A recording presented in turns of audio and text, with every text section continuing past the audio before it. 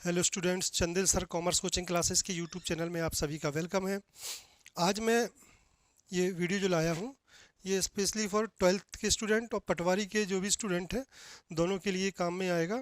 Twelfth के exam के हिसाब से ज़्यादा बहुत इंपॉर्टेंट है, क्योंकि आज मैं थ्योरी इस तरह से समझा रहा हूँ कि जिस तरह से बच्चों को एग्ज़ाम में लिखना है। तो ट्वेल्थ के स्टूडेंट तो इसको बढ़िया लीड लगा के पूरा बहुत ध्यान से सुनिएगा, पूरी वीडियो को अच्छी तरह से आप लोग। पटवारी के स्टूडेंट भी सुने। देखिए, मैं आपको बताता हूँ। ये दूसरा मोबाइल में लिए हूँ। ये क्वेश्चंस मैंने कुछ उसमें डाले भी हैं, चैनल में आप लोग देख सकते हैं, और एक वीडियो भी डाली थी मैंने पहले, वो भी देख सकते हैं। आज की वीडियो में शॉर्ट में स्पेशली फॉर एग्जामिनेशन के हिसाब से बता रहा हूँ। तो यूनिट फर्स्ट से टोटल 6 नंबर का आना है आपका। 2 नंबर के ऑब्जेक्ट आना, 2 नंबर के 2 क्वेश्चन आना। 2 नंबर के जो 2 क्वेश्चन आना है उनमें क्या क्वेश्चन आएंगे, मीनिंग बहुत इंपॉर्टेंट है, मीनिंग बहुत ज़्यादा आएंगे मीनिंग। और एक क्वेश्चन बनता है फंक्शन ऑफ मैनेजमेंट क्या होते हैं। तो फंक्शन ऑफ मैनेजमेंट जो क्वेश्चन होता है ये इसलिए इम्पोर्टेंट है क्योंकि फंक्शन भी पूछ सकता है वो, और फंक्शन के अंदर जो पॉइंट होते हैं वो भी पूछ सकता है। जैसे फंक्शन को 2 भागों में बांटा गया है। इसका कौन कौन से फंक्शन होते हैं, एक होता है प्राइमरी फंक्शन, होता है एक सेकेंडरी फंक्शन। प्राइमरी फंक्शन में सबसे पहला होता है प्लानिंग। प्लानिंग क्या होता है, किसी भी काम को करने से पहले उसकी योजना बनाना कि काम को कब, कहाँ, कैसे, किसके द्वारा किया जाएगा। प्लानिंग नियोजन कहलाता है। दूसरा होता है संगठन, जिसको हम बोलते हैं ऑर्गेनाइजेशन। संगठन का मतलब होता है किसी भी काम को आपसी तालमेल के साथ मिलजुल कर पूरा करना। किसी भी काम को मिलजुल कर पूरा करना संगठन कहलाता है। इसके आगे होता है नियंत्रण। नियंत्रण को बोलते हैं कंट्रोल। नियंत्रण क्या होता है, संस्था में जो कर्मचारी काम कर रहे हैं उन कर्मचारी के कार्यों पर नज़र रखना कि कार्य सही तरीके से हो रहा है या कार्य सही तरीके से नहीं हो रहा है, इस पर नज़र रखना नियंत्रण यानी कंट्रोल कहलाता है। एक होता है दिशा निर्देशन, जिसको बोलते हैं डायरेक्शन। डायरेक्शन क्या होता है, संस्था में काम करने वाले अधिकारियों और कर्मचारी के कार्यों पर, संस्था में काम करने वाले अधिकारियों और कर्मचारियों को दिशा निर्देश करना। भैया आपको क्या काम करना है, कैसे करना है, इन सभी बातों का उसको डायरेक्शन देना दिशा निर्देशन कहलाता है। एक होता है स्टाफिंग, जिसको हम बोलते हैं नियुक्ति। स्टाफिंग क्या होता है, संस्था में वैकेंट पोस्टों पर एलिजिबल पर्सन को अपॉइंट करना। संस्था में रिक्त पदों पर योग्य व अनुभवी व्यक्तियों को नियुक्त करना नियुक्ति कहलाता है। एक होता है अभिप्रेरण, जिसको बोलते हैं मोटिवेशन। संस्था में काम करने वाले कर्मचारियों को विभिन्न प्रकार की लालचों के माध्यम से अधिक काम करने के लिए प्रेरित करना अभिप्रेरण कहलाता है। तो ये प्राइमरी फंक्शन बता दिए, नियोजन यानी प्लानिंग, संगठन यानी ऑर्गेनाइजेशन, नियंत्रण यानी कंट्रोल, दिशा निर्देशन यानी कि डायरेक्शन होता है, मोटिवेशन यानी अभिप्रेरण होता है, नियुक्ति यानी स्टाफिंग होता है। सेकेंडरी फंक्शन क्या होते हैं, सहायक कार्य। इसमें होता है सबसे पहले कोऑर्डिनेशन, समन्वय। समन्वय क्या होता है, किसी भी काम को आपसी तालमेल के साथ एक दूसरे के साथ मिलजुल कर पूरा करना। देखिए, जैसे संस्था में बहुत सारे व्यक्ति होते हैं, बहुत सारे डिपार्टमेंट होते हैं, इन सभी में कोऑर्डिनेशन होना चाहिए। तो कोऑर्डिनेशन क्या, इन सभी में आपसी तालमेल होना चाहिए। आपसी तालमेल के साथ काम करें। यदि आपसी तालमेल के साथ काम करेंगे तो काम में अनावश्यक दोहराव नहीं होगा, तो समन्वय कहलाता है कोऑर्डिनेशन। इसके बाद होता है एक इनोवेशन, जिसको हम बोलते हैं नव प्रवर्तन। पुरानी व्यवस्था में नवीनता लाना, जो हमारी व्यवस्थाएं चल रही हैं उसमें समय समय पर चेंज करते रहना, इनोवेशन कहलाता है। नव प्रवर्तन हो गया। इसके बाद एक होता है रिसर्च, शोध कार्य। अपने आप को अपडेट करना, नए नए आविष्कार करना, नई नई खोजें करना, शोध कार्य कहलाता है। ये सेकेंडरी फंक्शन हो गए। तो प्राइमरी फंक्शन भी पूछ सकता है, सेकेंडरी फंक्शन। ये क्वेश्चन बहुत इंपॉर्टेंट है, ध्यान रखिए, मीनिंग बहुत इंपॉर्टेंट है, बहुत सारे मीनिंग इसमें से आएंगे आपके। अब अगला क्वेश्चन बनता है दूसरा, प्रबंध का महत्व क्या होता है, इंपॉर्टेंस ऑफ मैनेजमेंट। सिर्फ दो हेडिंग पे ही चर्चा करेंगे, अनावश्यक हेडिंग बात नहीं करना है। Number of, remove of industrial problem, औद्योगिक समस्याओं का समाधान। आपकी संस्था में, आपके कारखाने में जो भी प्रॉब्लम है उन प्रॉब्लम को, चाहे वो मटेरियल से रिलेटेड हो, चाहे वो मशीनरी से रिलेटेड हो, कोई भी प्रॉब्लम, उन सभी प्रॉब्लम को मैनेजमेंट के द्वारा रिमूव किया जा सकता है। रिमूव ऑफ लेबर प्रॉब्लम, संस्था में जो कर्मचारी काम करते हैं उनकी बहुत सारी प्रॉब्लम होती हैं, रहने के लिए मकान की होती है, स्वास्थ्य की होती है, जॉब पक्का हो जाए, उनका काम हो जाए, उन्हें समय पर वेतन मिले, कमीशन मिले, बोनस मिले, ये सारी समस्याएं भी अच्छे मैनेजमेंट के द्वारा सॉल्व की जा सकती हैं। तो remove of industrial problem, remove of labour problem. एक एक्स्ट्रा में तैयार करके रखेंगे, बेस्ट यूजेस ऑफ रिसोर्सेज। जितने भी संसाधन होते हैं सभी संसाधनों का उपयोग मैनेजमेंट के द्वारा किया जा सकता है। अगला क्वेश्चन है कैरेक्टरिस्टिक्स ऑफ मैनेजमेंट। यहाँ पर थोड़ा सा एक चीज़ ध्यान रखना है, कैरेक्टरिस्टिक्स ऑफ मैनेजमेंट या तो 2 ही लिखना है, पर मैं आपको यहाँ पे 4-5 बताऊंगा, क्योंकि ये कुछ कैरेक्टरिस्टिक्स ऐसे हैं जो 2 नंबर में सेपरेट आ सकते हैं। जैसे मैनेजमेंट का एक कैरेक्टरिस्टिक्स है management as art and science, प्रबंध कला और विज्ञान है, ये 2 नंबर में भी आ सकता है अलग से। तो कला और विज्ञान क्या है? सबसे पहले कला क्या होता है? आर्ट। मैनेजमेंट में क्या होता है? दूसरे व्यक्तियों से अपने काम को व्यवस्थित तरीके से करवाना, दूसरे व्यक्तियों से अपने काम को व्यवस्थित तरीके से करवाना ही तो मैनेजमेंट है। यदि इस नज़र से देखा जाए तो मैनेजमेंट क्या है? एक आर्ट है। दूसरा विज्ञान। विज्ञान क्या होता है? विज्ञान के कुछ निश्चित नियम और सिद्धांत होते हैं। तो इस तरह से मैनेजमेंट को देखते तो मैनेजमेंट के भी कुछ रूल्स और रेगुलेशंस होते हैं। तो मैनेजमेंट को आप आर्ट की नज़र से देखेंगे तो आर्ट है, साइंस की नज़र से देखेंगे तो साइंस है। इसलिए management art and science both दोनों होता है, कला और विज्ञान दोनों होता है। दूसरा, प्रबंध एक अदृश्य प्रक्रिया है। Management is a intangible process.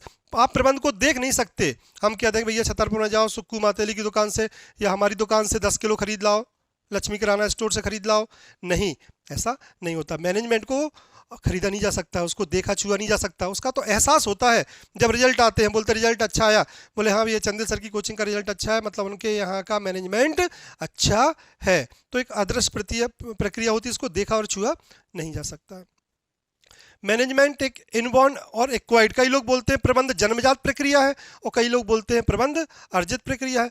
प्रबंध जन्मजात, बहुत सारे लोगों में जन्म से ही प्रबंधक के गुण पाए जाते हैं, इसलिए उसको बोला जाता है प्रबंध जन्मजात होता है। बहुत सारे लोगों में जन्म से तो नहीं होते, पर यहाँ पे आके वो कमाते हैं, सीखते हैं, अपने अनुभव शिक्षा लेते हैं। जैसे आजकल होटल मैनेजमेंट हो गया, हॉस्पिटल मैनेजमेंट हो गया, बिजनेस के बहुत सारे गुण होते हैं, चार्टर्ड अकाउंटेंट आदमी बनता है ना, डॉक्टर बनता है, तो ये प्रोफेशन होता है। व्यक्ति मैनेजमेंट के गुण यहाँ पे भी आके सीख सकता है, स्पेशल नॉलेज लेगा, उसके फिर लोगों को सर्विस प्रोवाइड करता है वो। तो प्रबंध क्या है? जन्म से भी है और अर्जित दोनों ही है। फिर मैनेजमेंट यूनिवर्सल प्रोसेस। प्रबंध एक सर्वव्यापक कार्य, हर जगह पाया जाता है मैनेजमेंट, चाहे पब्लिक सेक्टर हो, चाहे प्राइवेट सेक्टर हो, चाहे स्मॉल स्केल प्रोडक्शन हो, चाहे लार्ज स्केल प्रोडक्शन हो, हर जगह प्रबंध से काम होता है। तो प्रबंध कला व विज्ञान हो गया, आर्ट एंड साइंस। इनबॉर्न और एक्वायर्ड, जन्मजात और अर्जित प्रतिभा हो गया, अदृश्य हो गया, सर्वव्यापक यूनिवर्सल हो गया। एक करेंगे मैनेजमेंट एंड वेरियस लेवल। प्रबंध विभिन्न स्तरीय है, तो प्रबंध 3 स्तरों का होता है। प्रबंध को 3 कैटेगरी में बांटा गया है। टॉप लेवल मैनेजमेंट, उच्च स्तरीय प्रबंध। उच्च स्तरीय प्रबंध में वो लोग आते हैं जो नीतियों का निर्माण करते हैं, लक्ष्य या उद्देश्यों का निर्धारण करते हैं, डिटर्मिनेशन ऑफ गोल, इनके पास पर्याप्त मात्रा में अधिकार होते हैं। इसमें कौन आता है? कंपनी के मालिक, सीईओ, मैनेजिंग डायरेक्टर, ये सारे लोग आते हैं। दूसरा होता है मिडिल लेवल मैनेजमेंट, मध्य स्तरीय प्रबंध। मध्य स्तरीय प्रबंध क्या होता है? मध्य स्तरीय प्रबंध में वह लोग आते हैं जो टॉप लेवल मैनेजमेंट से ऑर्डर लेते हैं और फर्स्ट लोअर लेवल मैनेजमेंट को ऑर्डर देते हैं, दोनों के बीच में कड़ी के रूप में काम करते हैं। टॉप लेवल मैनेजमेंट ने जो गोल अचीव बनाए हैं, उन गोलों को अचीव करने के लिए, उन लक्ष्य या उद्देश्यों को प्राप्त करने के लिए योजनाएं बनाते हैं। किसका काम होता है? मिडिल लेवल मैनेजमेंट का। तो मिडिल लेवल मैनेजमेंट जो होता है, इसमें कौन कौन आता है मिडिल लेवल मैनेजमेंट में? मिडिल लेवल डिपार्टमेंट के जो मैनेजर होते हैं वो आते हैं, प्लांट मैनेजर होते हैं, सेल्स रीजनल ऑफिसर, क्षेत्रीय विभागीय प्रबंधक होते हैं, ये सभी लोग इसमें आते हैं। तीसरा होता है lower level management. Lower level management को बोलते हैं निम्न स्तरीय प्रबंध। निम्न स्तरीय प्रबंध में क्या होता है? जो लोग वास्तविकता में काम करते हैं। मिडिल लेवल मैनेजमेंट ने जो प्लान बनाया है, उस प्लान को मिलजुल कर पूरा करना middle level management, lower level management कहलाता है। इसमें कौन आते हैं? सुपरवाइजर आते हैं, टीम लीडर आते हैं, जो वास्तविकता में धरातल में काम करते हैं। ठीक है ना। अब एक क्वेश्चन बनता है, difference between management, administration and organisation. इसको आपको रटना नहीं है, जो मैंने आपको अभी यहां तक बताया उसी में से मैं कुछ पॉइंट निकालता हूं। एडमिनिस्ट्रेशन होता है टॉप लेवल मैनेजमेंट, प्रशासन, उच्च स्तरीय प्रबंध। मैनेजमेंट होता है मिडिल लेवल मैनेजमेंट, मध्य स्तरीय प्रबंध। और ऑर्गेनाइजेशन होता है लोअर लेवल मैनेजमेंट, निम्न स्तरीय प्रबंध। हमारा जो बॉडी है इससे तुलना करते हैं, ये जो मस्तिष्क है हमारा, ये टॉप लेवल मैनेजमेंट है। हाथ, पैर, नाक, कान, आँख, ये मिडिल लेवल मैनेजमेंट है। और जो पूरा बॉडी का स्ट्रक्चर है, ये क्या है? ऑर्गेनाइजेशन है। 2 डिफरेंस याद करना है, दोनों ही बता दिए मैंने आपको। ठीक है, इसके आगे हम चलते हैं। ये हैं, यहाँ तक ही इंपॉर्टेंट क्वेश्चन है। कुछ क्वेश्चंस और सुन लेते हैं। Characteristics of coordination. समन्वय की विशेषताएं क्या होती हैं? Universal process. समन्वय क्या है? एक सर्वव्यापक प्रक्रिया है, यूनिवर्सल प्रोसेस है, हर जगह समन्वय से, कोऑर्डिनेशन से काम होता है, चाहे वो निजी क्षेत्र हो, चाहे सार्वजनिक क्षेत्र हो, चाहे छोटे स्तर पर प्रोडक्शन हो रहा, चाहे बड़े स्तर पर। दूसरा, सतत प्रक्रिया। समन्वय क्या है? कोऑर्डिनेशन, कंटिन्यूअस प्रोसेस है, लगातार चलती रहती है जब तक कि संस्था अपने गोल को अचीव नहीं कर लेती, लक्ष्यों को प्राप्त नहीं कर लेती। समन्वय का महत्व, इंपॉर्टेंस ऑफ कोऑर्डिनेशन। यदि आप कोऑर्डिनेशन से काम करते हैं तो क्या फायदे होते हैं? अनेकता में एकता, unity in diversity.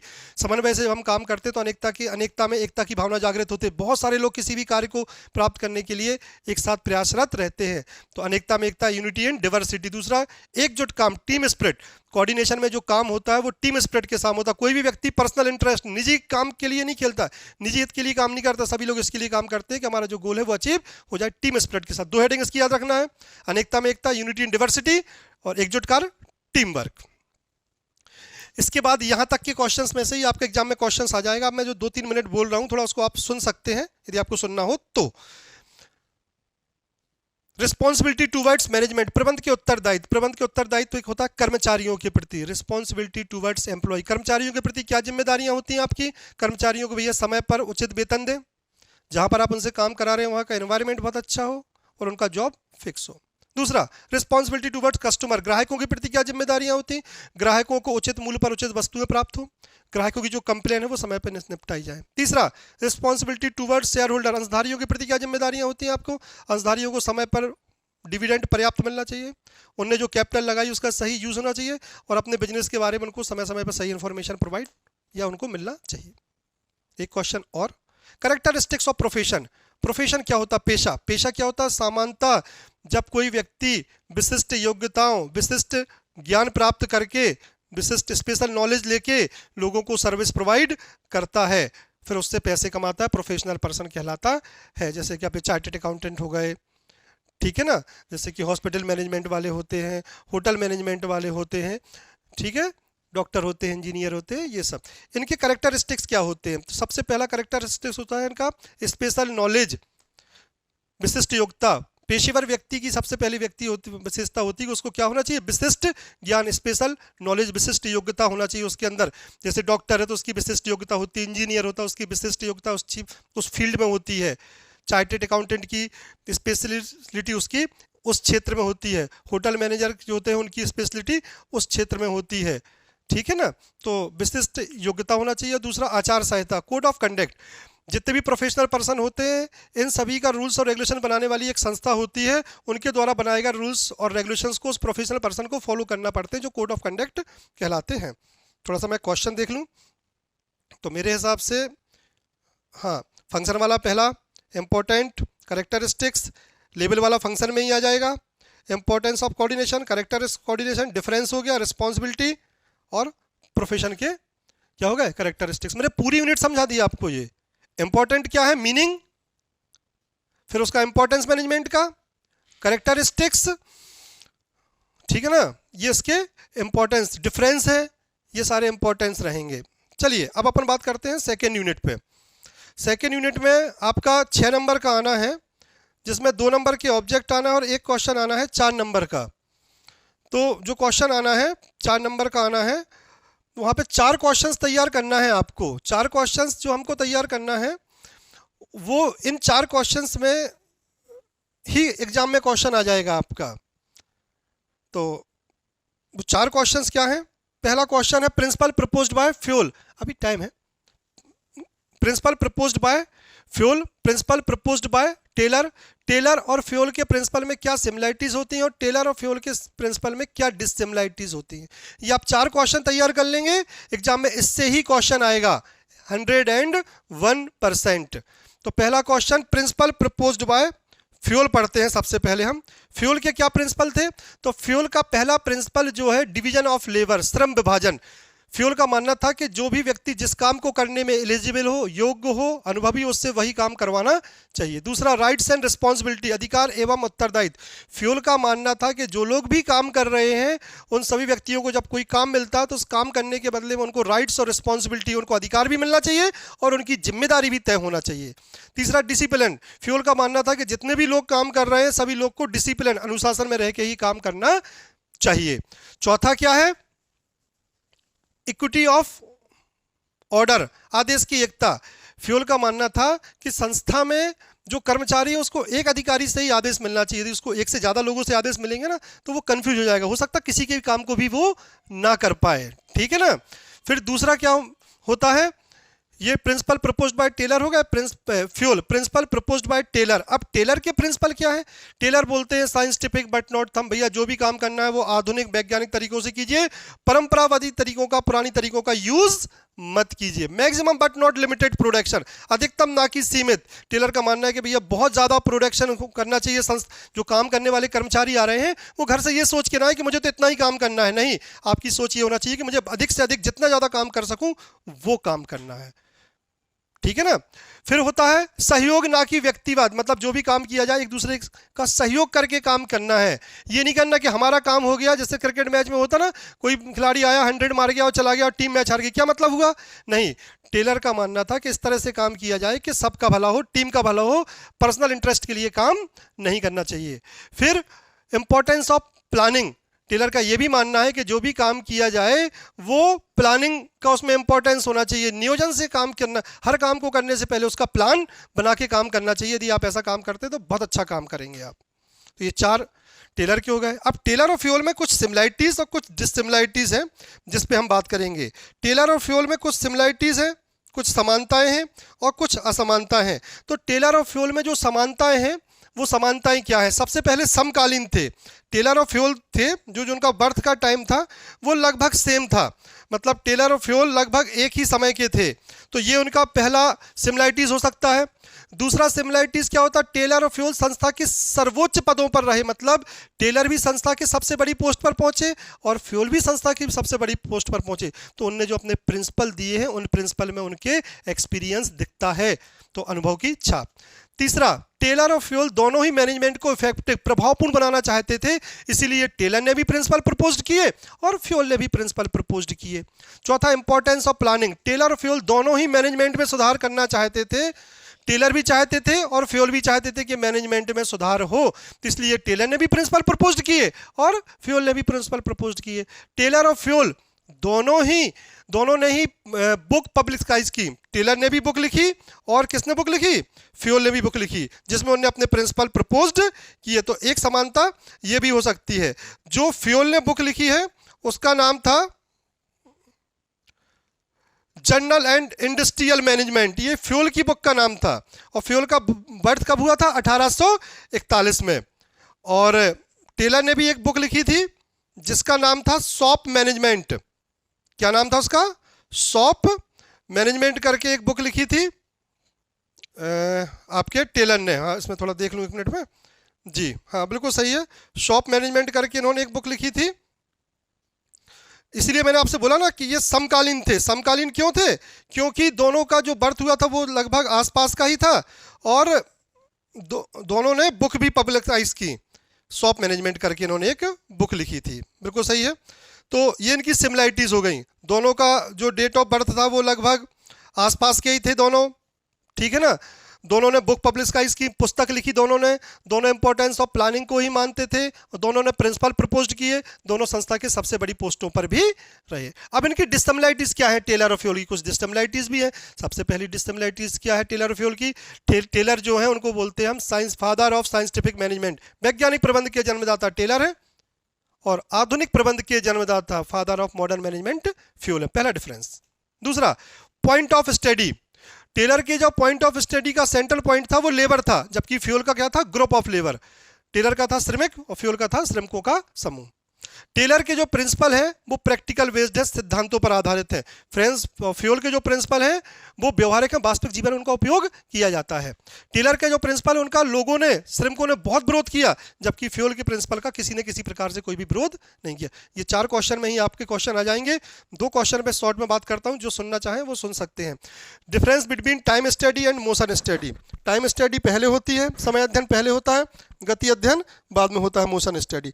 Time study में स्टॉप वॉच का यूज होता है, मोशन स्टडी में कैमरों का यूज होता है। टाइम स्टडी से कर्मचारियों की कार्य करने की क्षमता, एफिशिएंसी बढ़ाई जा सकती है और मोशन स्टडी में कार्य करने की क्षमताएं बढ़ाई तो नहीं जा सकती हैं, बट उनमें सुधार जरूर किया जा सकता है। स्टॉप वॉच और कैमरे वाला पॉइंट थोड़ा हाईलाइट करेंगे। इसके बाद एडवांटेज ऑफ साइंटिफिक मैनेजमेंट, वैज्ञानिक प्रबंध के क्या फायदे होते हैं। जब आप वैज्ञानिक प्रबंध से काम करते हैं तो इंक्रीज इन प्रोडक्शन, उत्पादन बढ़ता है। रिड्यूस इन कॉस्ट, वस्तु की लागतें घटती हैं। इंक्रीज इन प्रॉफिट, प्रॉफिट बढ़ता है। इंक्रीज इन एक्सपोर्ट, विदेशों को निर्यात भी बढ़ता है। इसका विरोध श्रमिकों ने किया क्योंकि इसका सबसे ज्यादा लोड किसके ऊपर था? लेबर के ऊपर था। ये आपकी सेकेंड यूनिट भी इसके साथ ही कंप्लीट होती है, ठीक है ना। अब हम देखते हैं इसके बाद unit number third. Unit number third छोटी यूनिट है, कोई खास बड़ी यूनिट नहीं है। इससे एग्जाम में 5 नंबर का आना है, 1 नंबर के एक ऑब्जेक्ट आना है, 2 नंबर के 2 क्वेश्चन आना है। सबसे पहले इसमें मीनिंग आते हैं कुछ, और मीनिंग आएंगे भी। बिजनेस एनवायरनमेंट क्या होता है भैया? व्यवसायिक वातावरण। हमारे व्यवसाय के आसपास जो सभी उपलब्ध घटनाएं, दशाएं, इवेंट होते हैं, उन सभी का जो ग्रांड टोटल होता है वो बिजनेस एनवायरनमेंट, व्यवसायिक वातावरण कहलाता है, जो व्यवसाय को इफेक्टिव करता है, प्रभावित करता है। तो किसी भी व्यवसाय के चारों ओर उपलब्ध वो घटनाएं, दशाएं, समूह जो व्यवसाय को प्रभावित करते हैं, बिजनेस एनवायरनमेंट कहलाते हैं। बिजनेस एनवायरनमेंट 2 प्रकार का होता है, एक माइक्रो होता है और एक मैक्रो होता है, व्यष्टि और समष्टि। व्यष्टि वातावरण क्या होता है? माइक्रो एनवायरनमेंट वह एनवायरनमेंट जो व्यवसाय को बहुत निकटता से प्रभावित करता है, व्यवसाय को सबसे पास से, ऐसा वातावरण जो व्यवसाय को सबसे अधिक से प्रभावित करता है और कंट्रोलेड होता है, ये नियंत्रण में रहता है व्यवसायिक वातावरण। ऐसा वातावरण जो व्यवसाय के सबसे निकट होता है और व्यवसाय को सबसे ज़्यादा प्रभावित करता है और ये नियंत्रित होता है, व्यवसायिक वातावरण ये माइक्रो एनवायरनमेंट कहलाता है। माइक्रो एनवायरनमेंट में क्या क्या आता है? कौन कौन लोग शामिल होते हैं? नंबर 1 पब्लिक यानी जनता, नंबर 2 ग्राहक यानी कस्टमर, नंबर 3 गवर्नमेंट यानी कि सप्लाई, सरकार, नंबर 4 कौन होता है? आपूर्तिकर्ता यानी सप्लायर जो आपको कच्चा माल भेजता है। दूसरा होता है मैक्रो एनवायरनमेंट, वह एनवायरनमेंट जो व्यवसाय को दूर से प्रभावित करता है और अनकंट्रोलेड होता है, ये ज़्यादा नियंत्रित नहीं होता, इसको आप कंट्रोल में ज़्यादा नहीं रख सकते हैं, ठीक है। वैसे भी आप समझिए मेरी बात को, कोई भी व्यापार है, व्यापार के जो अंदर की पार्टी होंगी और बाहर की पार्टी, अंदर की पार्टी को आप कंट्रोल में कर सकते हैं, बाहर की पार्टी को कंट्रोल में नहीं कर सकते। क्या क्या होते हैं मैक्रो एनवायरनमेंट में? देश का सामाजिक वातावरण, सोशल एनवायरनमेंट, देश का राजनीतिक वातावरण, पॉलिटिकल एनवायरनमेंट, देश का आर्थिक वातावरण, इकोनॉमिक एनवायरनमेंट, देश का तकनीकी वातावरण, टेक्निकल एनवायरनमेंट, ये मैक्रो एनवायरनमेंट होते हैं, इसलिए अनकंट्रोलेड होते हैं, आप इनको कंट्रोल नहीं कर सकते। डीमोनेटाइजेशन क्या कहलाता है? विमुद्रीकरण क्या कहलाता है? जब किसी देश की चालू मुद्रा को बंद करके नई मुद्रा को चलन में लाया जाता है, जब किसी देश की करेंसी को बंद कर दिया जाता है और नई करेंसी को चलन में लाया जाता है, विमुद्रीकरण, डीमोनेटाइजेशन कहलाता है। भारत में 8 नवंबर 2016 को मध्य रात्रि से 500 और 1000 के नोटों को बंद करके 500 और 2000 के नए नोटों को चलन में लाया गया था। यहाँ पर एक अच्छा टॉपिक है न्यू इंडस्ट्रियल पॉलिसी, नई आर्थिक नीति क्या होती है। नई आर्थिक नीति पे हम आपसे बात करेंगे, न्यू इंडस्ट्रियल पॉलिसी बोलते हैं इसको।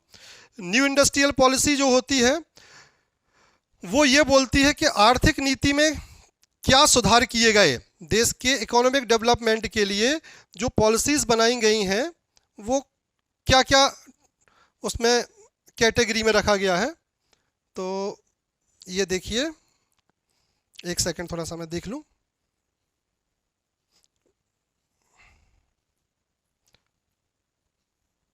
ये तो मोबाइल में तो क्या है, हाँ देखिए न्यू इंडस्ट्रियल पॉलिसी पे बात करेंगे। 24 जुलाई 1991 में सरकार ने अपनी नई औद्योगिक नीति घोषित की थी।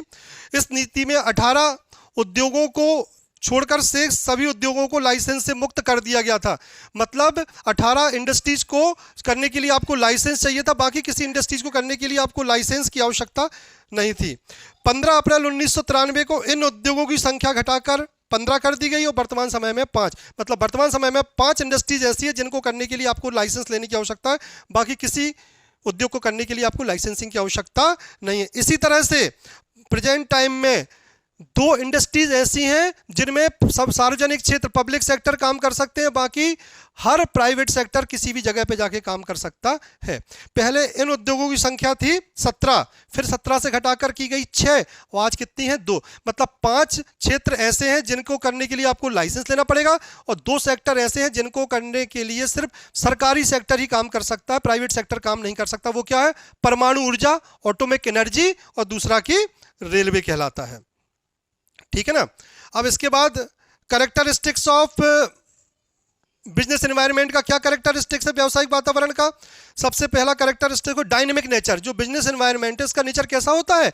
डायनेमिक होता है। ये बहुत ज़्यादा चेंजेस होता है, बहुत ज़्यादा डायनेमिक होता है, बहुत ज़्यादा गतिशील होता है। दूसरा अनसर्टेन, अनिश्चित होता है, क्योंकि इसमें जो उपभोक्ता, जो ग्राहक होते हैं, उनकी जो इनकम होती है, जो रुचि होती है, जो डिजाइन होती है, जो फैशन होता है, वो बार बार चेंजेस होते रहते हैं। तो कैरेक्टरिस्टिक्स ऑफ बिजनेस एनवायरनमेंट में क्या तैयार करना है आपको? नंबर 1 गतिशील प्रगति, डायनेमिक नेचर, और दूसरा अनसर्टेन, अनिश्चितता। और लास्ट क्वेश्चन है व्यावसायिक वातावरण का क्या महत्व है, बिजनेस एनवायरनमेंट का क्या इंपॉर्टेंस है? पॉलिसी फॉर्मेशन, नीति निर्माण। व्यावसायिक वातावरण का यदि आपको ज्ञान है तो उसका महत्व यह है कि आप अपने व्यवसाय के लिए नीतियों का निर्माण कर सकते हैं, पॉलिसीज मेकिंग कर सकते हैं, ठीक है ना। और दूसरा क्या है आपका? उज्जवल छवि, वाइल्ड बिल्डिंग। व्यावसायिक वातावरण के ज्ञान से, व्यावसायिक वातावरण के द्वारा आप अपने व्यवसाय की छवि को उज्जवल कर सकते हैं, आप अपने व्यवसाय की गुडविल को अच्छा बढ़ा सकते हैं, मार्केट में उसका नाम अच्छा रोशन कर सकते हैं। तो बिजनेस एनवायरनमेंट से पॉलिसीज मेकिंग, नीतियों का निर्माण किया जाता है और फर्म की छवि को उज्जवल किया जाता है, इमेज फॉर्मेशन किया जाता है। आज के लिए इतना ही। नेक्स्ट वीडियो में मैं आपको बताऊंगा अगली यूनिट, 4 यूनिट पे बात करेंगे, 5 यूनिट पे। आज 1 2 3 हो गई हैं, इनको आप लोग सब लोग ध्यान से सुनिएगा और चैनल को सभी लोग सब्सक्राइब कीजिएगा। Okay bye, good night.